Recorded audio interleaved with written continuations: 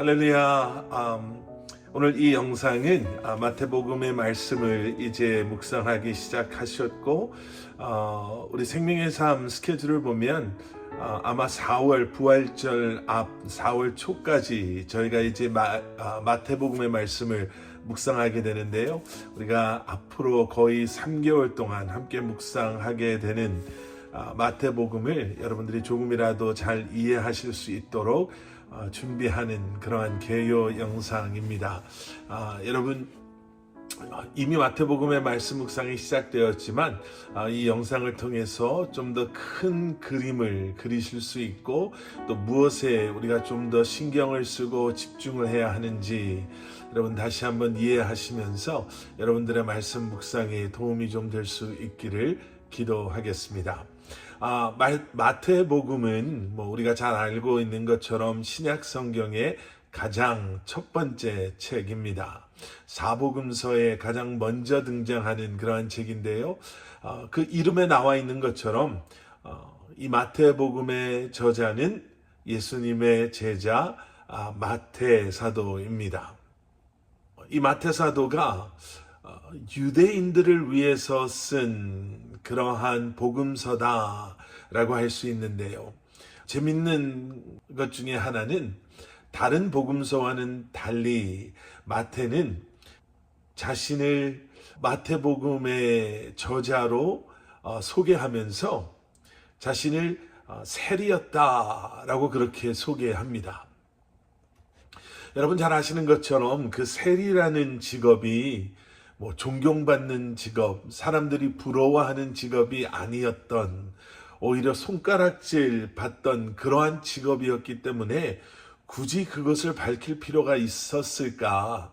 다른 복음서의 저자들이 그렇게 했다라고 한다면 그 당시에 반드시 자신의 그러한 소개를 필요로 했기 때문에 할 수밖에 없었구나라고 생각할 수도 있겠지만, 그렇지 않기 때문에 왜 굳이 자신이 세리였음을 밝히고 있나 라고 궁금해할 수 있는데요.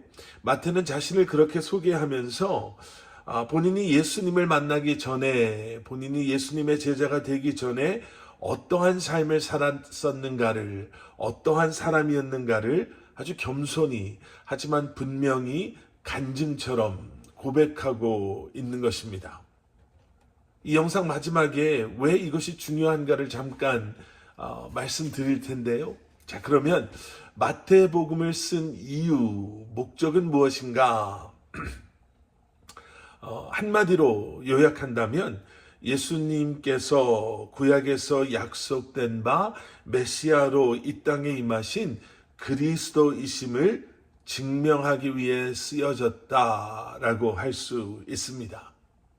그래서 여러분 마태복음의 말씀을 읽다 보시면요, 이 일이 일어난 것은 선지자를 통해 하신 말씀을 이루려 하심이라 라는 이러한 표현이 자주 등장하는 것을 보게 됩니다. 이것을 통해서 예수님이야말로 하나님께서 선지자를 통해 약속하고 예언하신 그리스도이심을 증명하기 위한 것이다. 바로 그것이죠. 아까도 말씀드린 것처럼 마태복음은 신약 성경의 가장 첫 번째 책입니다. 그래서 그런지 마태복음에는 유대적 성향이 아주 강한 그러한 분위기나 표현이나 특징이 많이 담겨져 있습니다. 그래서 많은 신학자들은요, 마태복음이 예수 그리스도를 모르는, 예수님을 모르는, 하지만 여전히 구약에서의 보게 되는 그 메시아의 약속 가운데 살고 있는 유대인들을 대상으로 쓰여졌다라고 말합니다.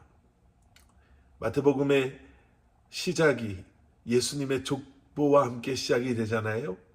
다른 복음서에도 족보가 등장하는데, 그래서 마태복음에 등장하는 족보의 특징은 그 시작이 아브라함입니다. 모든 유대인들이 부인할 수 없는 믿음의 조상, 그들의 뿌리 아브라함. 그렇게 아브라함을 시작으로 다윗을 통해 예수님까지의 족보가 기록되어져 있죠. 유대인들에게 아브라함의 자손, 그리고 다윗의 자손으로 이 땅에 오신 예수님을 바로 그 약속하신 메시아로 마태는 소개하고 있는 것입니다. 마태복음의 흐름을 우리가 크게 이렇게 한번 생각해 보면은요, 여러분 아마 이렇게 머릿속에 한번 그려보시면 좋을 것 같습니다. 마태복음의 시작은 예수님의 족보와 또 예수님의 그 탄생, 또 예수님의 사역으로 시작이 되죠. 그것이 1장부터 4장까지의 말씀입니다. 그리고 나서 5장과 6장과 7장에는 우리가 너무나도 잘 아는 산상수훈의 말씀이 기록되어져 있습니다. 천국 백성의 삶은 이러하다라는 거지요. 그리고 8장, 9장, 10장의 말씀에서는 예수 그리스도를 권세 있는 왕으로 소개합니다. 그리고 계속되어지는 11장, 12장, 13장의 말씀에서는 이제 그러한 왕이신 예수님께서 다스리시는 하나님의 나라, 천국은 과연 어떠한 곳인가? 예수님께서 여러 가지 비유로 또 말씀해 주시지요. 그리고 그 천국을 살아가는 이 땅에서의 우리의 삶은 어떠해야 하는가를 말씀하십니다.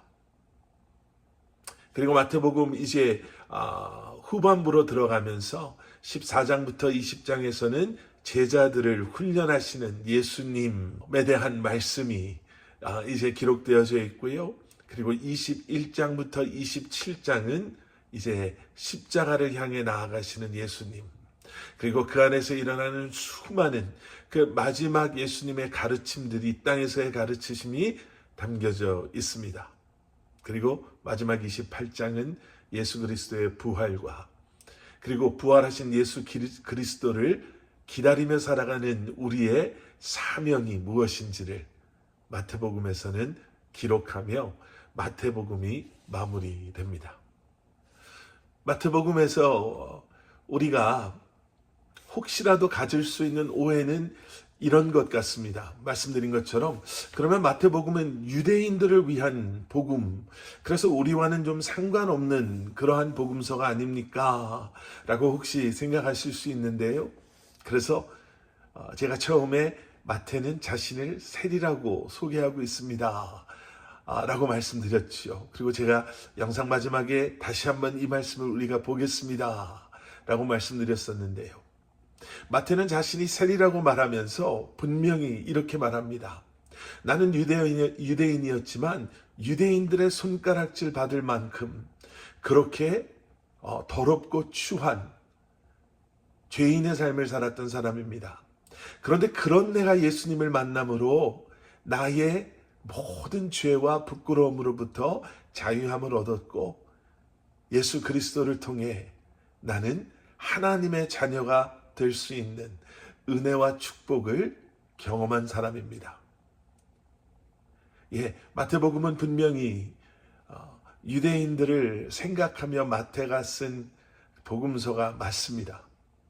그런데 그러한 유대인들을 염두하고 쓴 복음서이지만 우리는 마태를 통해서 이 복음서가 그저 유대인들 안에 머물러 있어야만 하는 복음서가 아닌, 복음이 어떠한 특정한 한 부류의 사람들을 아니면 특정한 민족에게만 허락하시는 것이 아니라 믿는 자 누구에게나 허락하시는 하나님의 은혜임을 우리에게 보여주고 있으심을 다시 한번 기억하게 됩니다. 자, 마태복음을 이제 말씀 묵상하실 텐데요. 말씀 묵상을 하시면서 여러분 이러한 질문들을 매일매일 그 말씀 속에서 여러분 스스로에게 던져보시면 좋을 것 같습니다. 첫째는 오늘 이 말씀 속에서 예수님은 어떠한 분으로 나에게 나타나시는가? 오늘 이 말씀 속에서의 예수님은 어떠한 분이신가? 라는 질문이에요.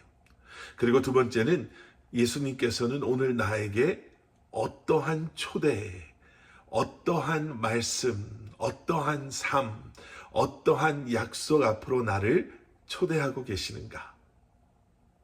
그리고 마지막 세 번째는요.